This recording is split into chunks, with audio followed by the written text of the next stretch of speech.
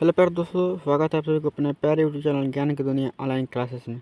देखिए, आज की इस क्लास में हम लोग क्लास 10th के इकोनॉमिक्स के चैप्टर 2 जिसका नाम है राज्य एवं राष्ट्र की आय, इसके ऑल ऑब्जेक्टिव क्वेश्चन को हम लोग इस क्लास में कवर करेंगे। देखिए, इससे पिछले क्लास में हम लोगों ने चैप्टर 1 के ऑब्जेक्टिव सब्जेक्टिव क्वेश्चन को देख लिए हैं। अगर आप वो क्लास नहीं किए हैं तो जाकर कर लीजिएगा, या उस क्लास का लिंक मैं डिस्क्रिप्शन में दे दूँगा, तो ये आप लोग समझ गए। चलिए देखिए, ये सब पीडीएफ लेना चाहते हैं तो आप लोग को व्हाट्सअप ग्रुप में जुड़ना बहुत ही ज़रूरी है। उसके लिए नंबर है, देखिए 880997 इस पर आप लोग जैसे ही मैसेज कीजिएगा, इधर से एक लिंक जाएगा और दबाकर व्हाट्सअप ग्रुप में जुड़िए, या व्हाट्सअप ग्रुप का लिंक डिस्क्रिप्शन में भी है, वहाँ से भी व्हाट्सअप ग्रुप में जुड़ सकते हैं। और वहाँ पर ये सब आप लोग को पीडीएफ दिया जाएगा। देखिए, चैनल को सब्सक्राइब कर लीजिए, क्योंकि इस चैनल पर आप सभी लोग को बिहार बोर्ड 2026 एग्ज़ाम की तैयारी बेहतरीन ढंग से कराई जाएगी। चलिए बिना देर के हुए क्लास को शुरू करते हैं।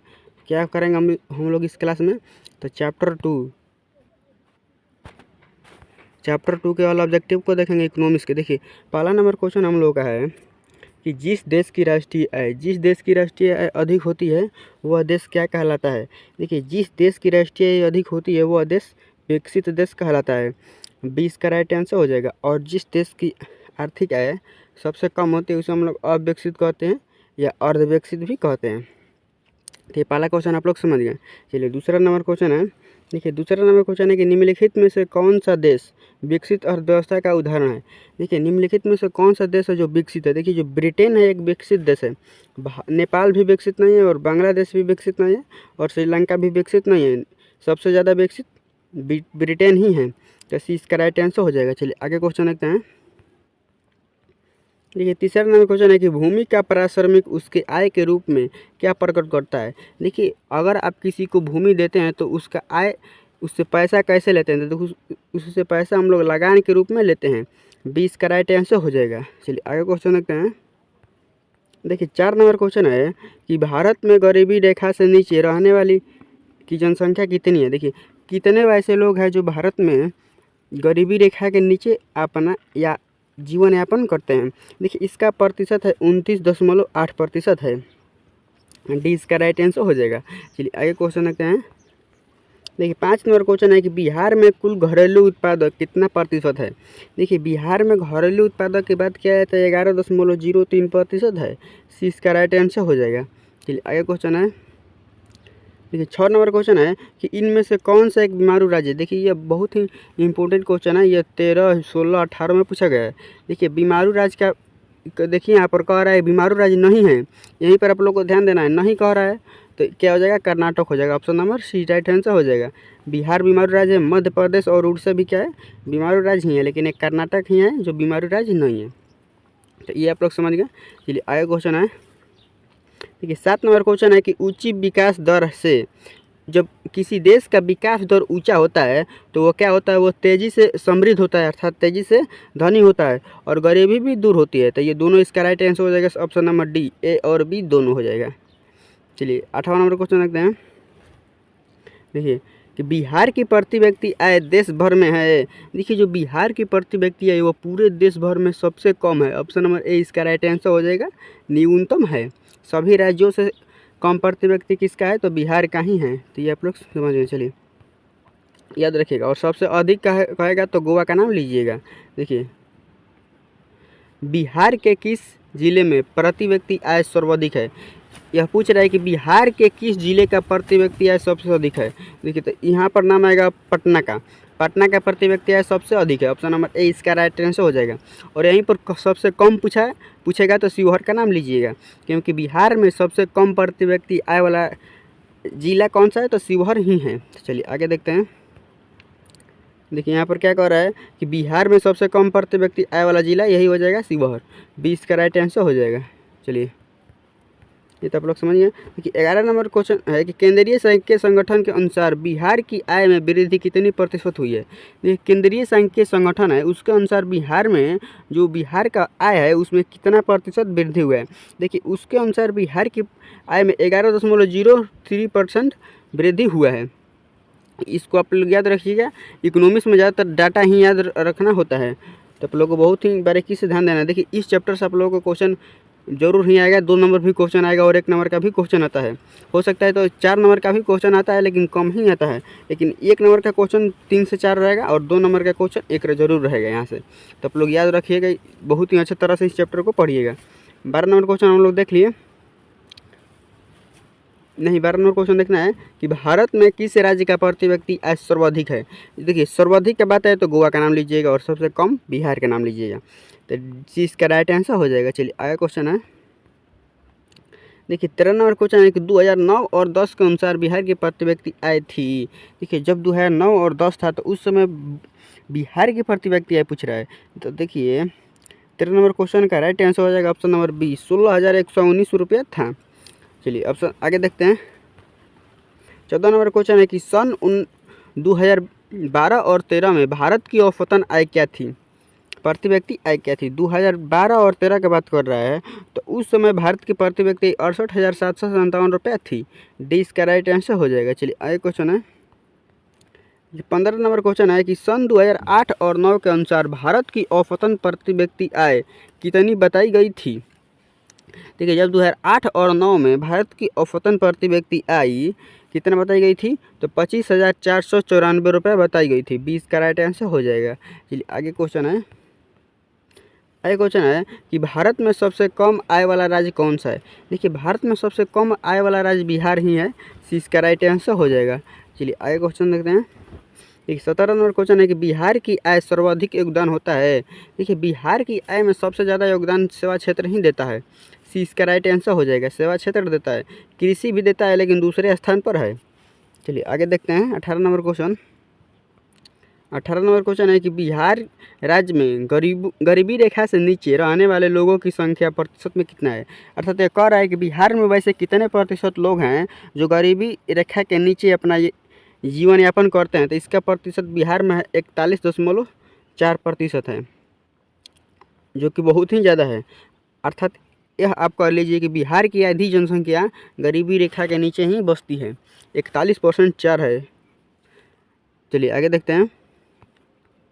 19 नंबर क्वेश्चन है कि बिहार राज्य की कितनी प्रतिशत जनसंख्या कृषि पर आधारित है। देखिए बिहार राज्य की जनसंख्या सबसे ज़्यादा कृषि पर ही निर्भर है।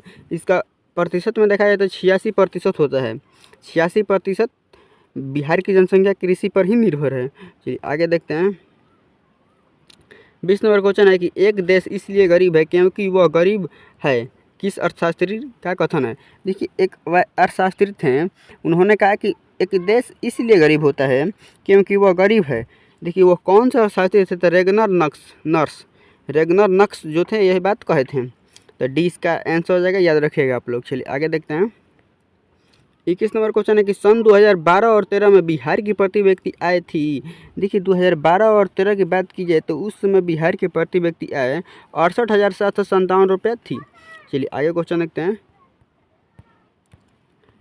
आगे 22 नंबर क्वेश्चन है कि गरीबी के कुचक्र को किसने परिभाषित किया था।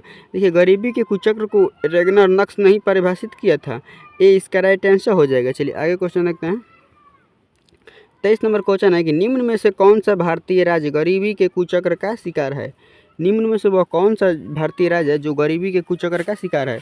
तो सी इसका राइट आंसर हो जाएगा बिहार। बिहार है जो गरीबी के कुचक्र का शिकार है। चलिए आगे क्वेश्चन देखते हैं। देखिए 24 नंबर क्वेश्चन है कि भारत में वित्तीय वर्ष होता है। देखिए भारत में वित्तीय वर्ष 1 अप्रैल से 31 मार्च तक होता है, और ये ऑप्शन ही याद रख लीजिएगा और इसका राइट आंसर हो जाएगा सी। और जब भी ऑप्शन देता है तो सी में ही देता है। चलिए आगे क्वेश्चन देखते हैं। देखिए 25 नंबर क्वेश्चन है कि राष्ट्रीय आय का सृजन होता है। देखिए राष्ट्रीय आय का सृजन करने के लिए हमें क्या क्या करना पड़ता है। उसके लिए सबसे पहले हम लोगों को उत्पादन क्रियाओं द्वारा ही होता है। उत्पादन के क्रियाओं पर ज़्यादातर ध्यान देना होगा। ऑप्शन नंबर 20 का राइट आंसर हो जाएगा। आगे क्वेश्चन है 26 नंबर क्वेश्चन है कि राष्ट्रीय आय निम्न में से किससे संबंधित है। देखिए राष्ट्रीय आय उपभोक्ता एवं जीवन स्तर में सुधार से, बेरोजगारी एवं गरीबी उन्मूलन से, प्रति व्यक्ति आय में वृद्धि से। देखिए 26 का राइट आंसर हो जाएगा आप लोगों का ऑप्शन नंबर डी, इनमें से सभी होगा। ये सभी हो जाएंगे, तो आप लोग याद रखिएगा। चलिए आगे क्वेश्चन है। देखिए 27 नंबर क्वेश्चन है कि भारत में राष्ट्रीय आय की गणना के अनुमानों को कितने भागों में बांटा गया है। अर्थात यह कह रहा है कि भारत में राष्ट्रीय आय की गणना कितने भागों में की जाती है, उसे कितने भागों में बांटा गया है। तो इसका राइट आंसर हो जाएगा ऑप्शन नंबर ए, उसे 2 भागों में बांटा गया है। चलिए आगे क्वेश्चन देखते हैं। आगे क्वेश्चन है कि राष्ट्रीय आय में सम्मिलित है। देखिए राष्ट्रीय आय में घरेलू उद्योग भी सम्मिलित होता है और विदेशी से प्राप्त आय भी सम्मिलित होता है। घरेलू उद्योग की आय भी और विदेशियों से प्राप्त आय भी सम्मिलित होता है। तो सी इसका राइट आंसर हो जाएगा, ए और बी दोनों। चलिए आगे क्वेश्चन देखते हैं। 29 नंबर क्वेश्चन है कि राष्ट्रीय आय में वृद्धि होने से प्रति व्यक्ति आय में होता है। देखिए जब भी राष्ट्रीय आय में वृद्धि होगा तो प्रति व्यक्ति आय में भी वृद्धि होगा, बी इसका राइट आंसर हो जाएगा। चलिए आगे क्वेश्चन देखते हैं। देखिए 30 नंबर क्वेश्चन है कि राष्ट्रीय आय का अर्थ है। देखिए राष्ट्रीय आय का अर्थ होता है उत्पादन के साधनों की आय, अर्थात जो आप उत्पादन कर रहे हैं उसे क्या आय प्राप्त होता है, उसे हम लोग राष्ट्रीय आय कहते हैं। या इस तरह भी समझ सकते हैं कि एक देश जितना उत्पादन करता है एक साल में, उससे जो मूल्य प्राप्त होता है वही उसका आय होता है। चलिए भारत में राष्ट्रीय आय की गणना कब प्रारंभ की गई। देखिए जब भारत में सबसे पहली बार राष्ट्रीय आय की गणना कब की गई थी, तो 1950 और 51 के बीच में की गई थी। ए इसका राइट आंसर हो जाएगा। चलिए आगे क्वेश्चन है। आगे क्वेश्चन है कि राष्ट्रीय आय का सृजन होता है। देखिए राष्ट्रीय आय का सृजन करने के लिए उत्पादन क्रियाओं के द्वारा ही होता है। उत्पादन क्रियाओं को बढ़ाना ही होगा राष्ट्रीय आय का सृजन करने के लिए, बढ़ावा देने के लिए। चलिए आगे क्वेश्चन देखते हैं। 33 नंबर क्वेश्चन है कि भारत का राष्ट्रीय आय सर्वप्रथम अनुमान लगाया था। देखिए जो भारतीय राष्ट्रीय का आय सर्वप्रथम दादा भाई नौरोजी ने लगाया था, डी इसका राइट आंसर हो जाएगा। आगे क्वेश्चन देखते हैं। और वो 1868 में लगाए थे, यह भी याद रखिएगा। राष्ट्रीय आय समिति संगठन किस वर्ष हुआ था। राष्ट्रीय आय समिति का गठन किस वर्ष हुआ। अर्थात कह रहा है कि राष्ट्रीय आय का गठन किस वर्ष हुआ था। देखिए इसका गठन हुआ था 1949 में हुआ था, बी इसका राइट आंसर हो जाएगा। चलिए आगे क्वेश्चन है। 35 नंबर क्वेश्चन है कि भारत में राष्ट्रीय आय की गणना के लिए सर्वमान्य प्रमाणित संस्था है। अर्थात कह रहा है कि भारत में राष्ट्रीय आय की गणना किसके द्वारा सर्वमान अर्थात बराबर और प्रमाणित संस्था उसे क्या कहता है, तो इसका नाम है केंद्रीय सांख्यिकीय संगठन। ऑप्शन नंबर 20 का राइट आंसर हो जाएगा। 35 नंबर क्वेश्चन का बी राइट आंसर हो जाएगा। चलिए आगे क्वेश्चन देखते हैं। 36 नंबर क्वेश्चन है कि केंद्रीय सांख्यिकीय संगठन की स्थापना की गई। देखिए केंद्रीय सांख्यिकीय संगठन की स्थापना 1951 में की गया था, तो ये इसका राइट आंसर हो जाएगा। चलिए आगे देखते हैं। आगे है कि तीसा की भयानक आर्थिक मंदी की अवधि क्या थी। यानी देखिए 30वीं शताब्दी में, 30वीं दशक में, शताब्दी नहीं, 30वीं दशक में, 19वीं के 30वीं दशक में क्या आया था, तो एक भयानक क्या आया था, तो आर्थिक मंदी आया था। उसका अवधि क्या है यही बताना है आप लोगों का। ये उसका अवधि था 1929 से 33 तक वह आर्थिक मंदी चला था, 20 का राइट आंसर हो जाएगा। चलिए आगे देखते हैं क्वेश्चन को। देखिए 38 नंबर क्वेश्चन, दादा भाई नौरोजी ने अपनी पुस्तक में भारत की प्रति व्यक्ति आय सन 1968 में कितना होने का अनुमान लगाया था। उस समय 1868 में जब दादा भाई नौरोजी ने प्रथम बार प्रति व्यक्ति आय भारत का पूरा नापे थे, तो उस समय उसका अंदाजा कितने लगाए थे, तो 20 रुपये लगाए थे, 20 का राइट आंसर हो जाएगा। चलिए आगे देखते हैं क्वेश्चन। आगे क्वेश्चन है कि दादा भाई नौरोजी ने सर्वप्रथम राष्ट्रीय आय का अनुमान कब लगाया था। देखिए दादा भाई नौरोजी ने सर्वप्रथम भारत का राष्ट्रीय आय का अनुमान 1800, देखिए इसका राइट आंसर हो जाएगा 39 नंबर क्वेश्चन का आप लोग का 1866 में लगाए थे। देखिए यहाँ पर ऊपर दिया था ना, रुकिए, तो 1868 में लगाए थे, वहाँ पर 66 दिया हुआ है, 1868 में लगाए थे। आप लोग याद रखिएगा कब लगाए थे, तो 1868 में लगाए थे। चलिए आगे देखते हैं। आगे 40 नंबर क्वेश्चन है कि 2013 और 14 में भारत की प्रति व्यक्ति आय औसतन थी। 2013 और 14 में भारत के प्रति व्यक्ति आय की बात की जाए तो 80.388 रुपया थी, सी इसका राइट आंसर हो जाएगा। चलिए आगे क्वेश्चन देखते हैं। आगे क्वेश्चन है कि poverty and unBritish rule in India की रचना है। Poverty and unBritish rule India किनकी रचना है, तो ये इनकी रचना दादा भाई नौरोजी की रचना है, डी इसका राइट आंसर हो जाएगा। देखिए ये सब जो मैं यहाँ पर लिखा हुआ है उसे आप लोग अपने कॉपी पर लिख कर याद नहीं करेंगे तो नहीं होगा, मोबाइल से तो याद नहीं होगा। देखिए लिख कर या भी याद करेंगे तो आप लोगों को बहुत समय लग जाएगा, तो उससे अच्छा है कि ये PDF ले लीजिए, व्हाट्सएप ग्रुप में PDF के लिए जोड़ना पड़ेगा, तो आप लोग जुड़ जाइए। चलिए आगे देखते हैं। आगे है कि तीसा की भयानक आर्थिक मंदी से उबरने के लिए किसकी सुझाव दिया था, किसने सुझाव दिया था? जो भयानक आर्थिक मंदी आया था उससे उबरने के लिए किसने सलाह दिया था? देखिए इसका राइट आंसर हो जाएगा आप लोगों का प्रोफेसर केन्स ने सलाह दिए थे। ये इसका राइट आंसर हो जाएगा। चलिए आगे देखते हैं। आगे है कि आय तथा उपभोग में अंतर होता है। देखिए आय और उपभोग के अंतर को ही हम क्या कहते हैं? तो बचत कहलाता है, बचत कहते हैं। सी इसका राइट आंसर हो जाएगा। चलिए आगे क्वेश्चन है। आगे क्वेश्चन है कि भारत की राष्ट्रीय आय का सर्वप्रथम अनुमान किसने लगाया था? देखिए भारत की राष्ट्रीय आय का सर्वप्रथम अनुमान दादा भाई नौरोजी नहीं लगाया था। डी इसका राइट आंसर हो जाएगा। चलिए आगे देखते हैं। आगे क्वेश्चन है कि प्रति व्यक्ति आय द्वारा किस देश का पता लगाया जा सकता है? देखिए प्रति व्यक्ति आय के द्वारा किसी देश का किस चीज़ का पता लगाया जा सकता है? देखिए इसका राइट आंसर हो जाएगा ऑप्शन नंबर बी, यानी आर्थिक संपन्नता का पता लगाया जा सकता है कि वह देश कितना आर्थिक समृद्धि है, आर्थिक दृष्टि से कितना मजबूत है और कमज़ोर है। प्रति व्यक्ति आय से यही बात के पता चलता है। तो ये समझ गए। चलिए आगे देखते हैं। नए आंकड़े के अनुसार अमेरिका का प्रति व्यक्ति आय है, जो अभी नया आंकड़ा प्रस्तुत हुआ है उसके अनुसार अमेरिका की प्रति व्यक्ति आय $46,040 है। $46,040 है। देखियो $1 में कम से कम 86 रुपया होता है। तो आप लोग गुणा करके बताइए तो कमेंट में अभी का प्रति व्यक्ति आय अमेरिका का कितना है। चलिए आगे देखते हैं।